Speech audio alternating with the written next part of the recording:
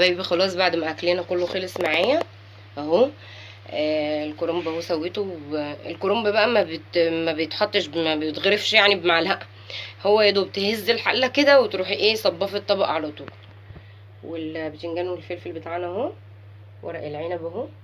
ورق العنب ده مريم اللي حشيته، مريم اللي لفته.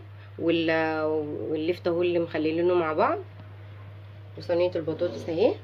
انا هنزلها لكم في فيديو تاني لوحدها عشان ايه تنزل بكل تفاصيلها. وعملت معايا بانيه، عملت معايا بانيه.